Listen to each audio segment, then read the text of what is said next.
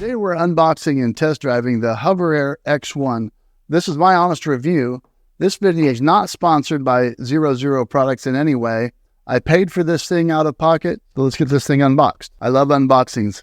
It's so much like Christmas. I'm sure the first thing that we're going to have is some directions and instructions, also thoroughly packaged and wrapped in about 50 different languages, so that's good. For your first flight, please fly outdoors for a better flying experience. We'll do that. So let's check this thing out. That is pretty cool. This is tiny. This is the HOVERAir. This is a tiny little drone. I'm amazed at how they were able to pack so much into such a small package. You look at it and it kind of looks like maybe it's not a serious platform, like it's a toy or something, but everything that I've seen, it looks like this thing can do some interesting things. When folded up, it can practically fit into your pocket. Very cool. We'll set the paperwork over here out of the way. These say batteries, so let's see if we can get into them. More literature. Okay, one battery, battery number 2, and this is the carry case that came with the combo. Just a hardened protective case. Should be adequate in size to carry everything here. So what have we got? We've got the 2 batteries.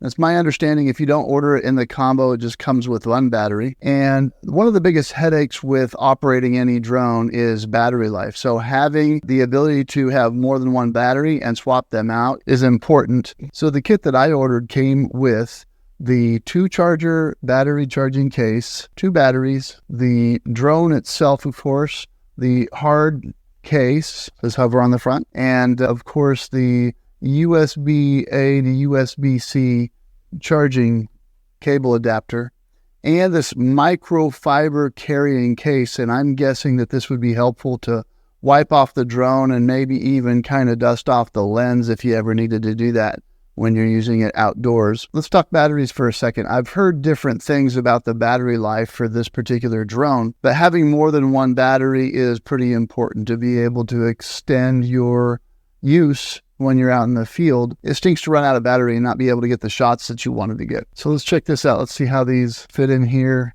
this way. They just snap right in. So it's kind of nice because each battery has its own charging indicator here. So if one of them's finished charging, you can just pop that one out and get back to the drone. There's a pretty cool app that goes along with this, and it goes beyond just following you. Maybe you're on a bike or a skateboard, and this thing can hover along beside you or behind you.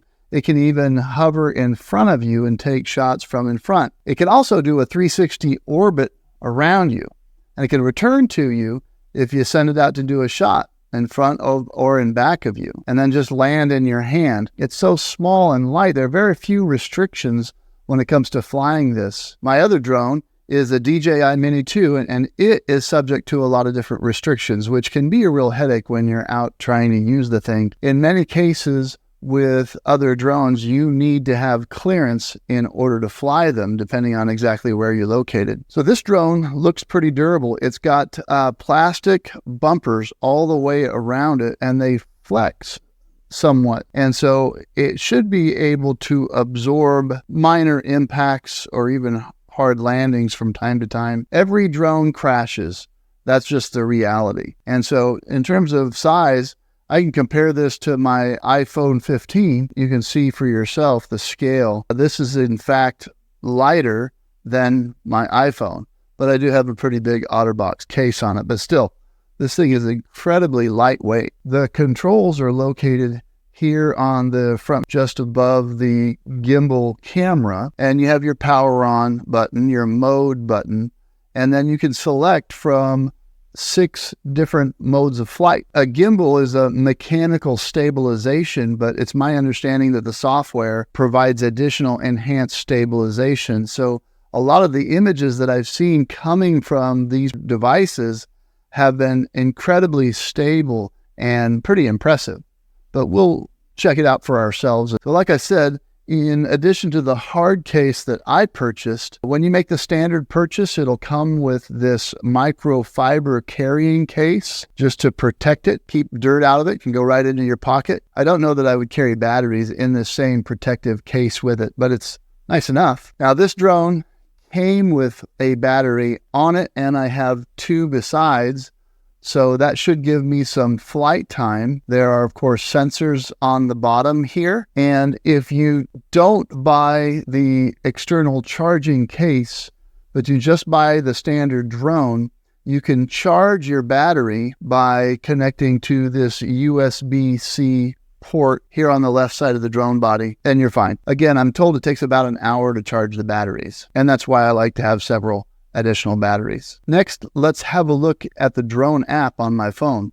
Something that I'm impressed with within the app is that when you go to the flight module section, you have the option of pressing take a look in order to watch a video that gives you a demonstration of exactly what that mode looks like. So right off the bat, HOVERAir gets an A+ in the user-friendly column.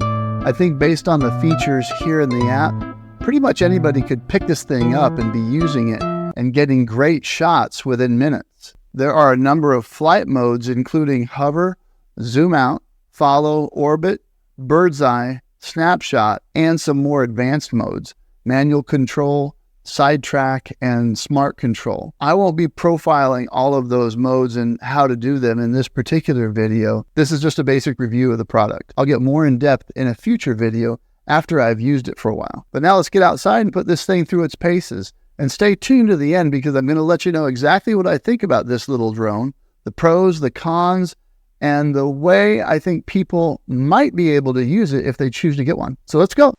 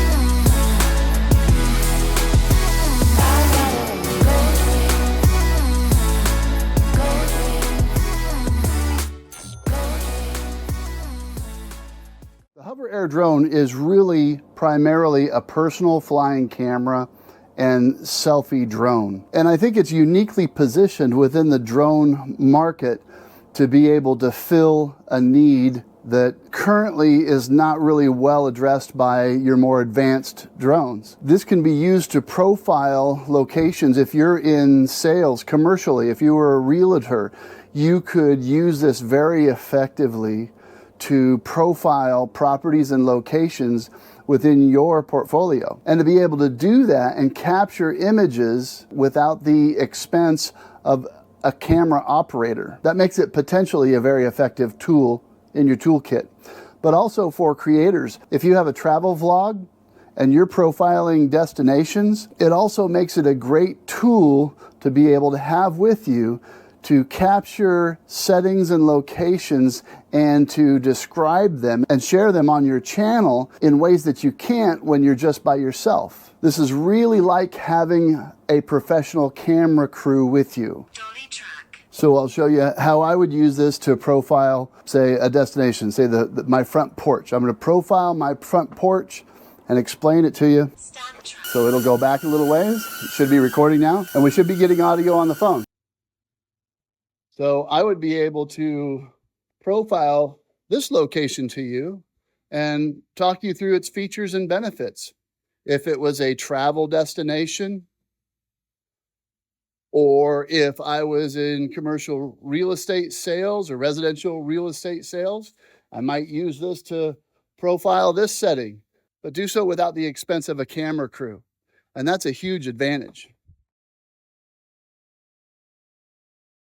Okay, so that's an overview of the flight modes. Let's do a wrap up of this review of the HOVERAir X1. I am personally excited about this particular drone and how I can use it as someone who likes to travel and post content onto my YouTube channel, as well as share the things that I'm doing with family and friends. I know this drone is going to give me the ability to capture images at locations and to showcase them or describe them in real time in a way that I couldn't do if I was trying to fly the drone myself. There are certain kinds of video or even still images that you just can't get and be in the setting without having a cameraman with you, unless you want the image to capture you with the drone controller in your hand.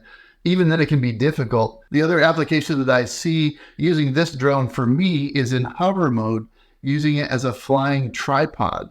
There are plenty of times when I want to get a particular shot real quickly in a unique location or setting, and I don't want the hassle with setting up a tripod. This drone reduces hassle factor for me. The HOVERAir drone, with its preset flight modes and the phone app, make using it very easy, so I give it high marks for being user-friendly. There are a lot of people who are put off by technology or anything technical, and from my perspective, something that's technical it comes with a lot of friction. That gets in the way of using and enjoying it. And if it's a hassle, I'm less likely to use it. Like I said, the flight modes on this drone make it easy to use. And even if you never went beyond those preset flight modes, a person could get a ton of use from this little device. So I think not only is it a great beginner drone to start out with, I think there are a lot of people who could use this drone who would otherwise never think of using a drone. There are older folks who don't like technical gadgets. They are put off by technology. They could get a lot of use out of this drone and get great shots to share with family and friends. I also believe there are a ton of commercial applications for this, whether someone's in real estate, profiling properties or homes, or if you sell products online and want to showcase a vehicle, a motorcycle or ATV or anything. You can do that very effectively using the orbit mode on this drone. So let's get into the pros and cons. Some of the pros for me include user friendliness for all the reasons I've already stated. Price, because I think currently it's among the more affordable options and represents a lot of value for the features that it offers. Another pro is durability. I think this small drone has been designed to be very durable, particularly in light of how it would be used. Also, product support. Zero Robotics seems to have really gone the extra mile to design a solid product, and they're backing it up after the sale with ongoing firmware updates that enhance the user experience and only make this drone better. So it seems to me that they're doing a pretty good job for their customer base. What are the cons?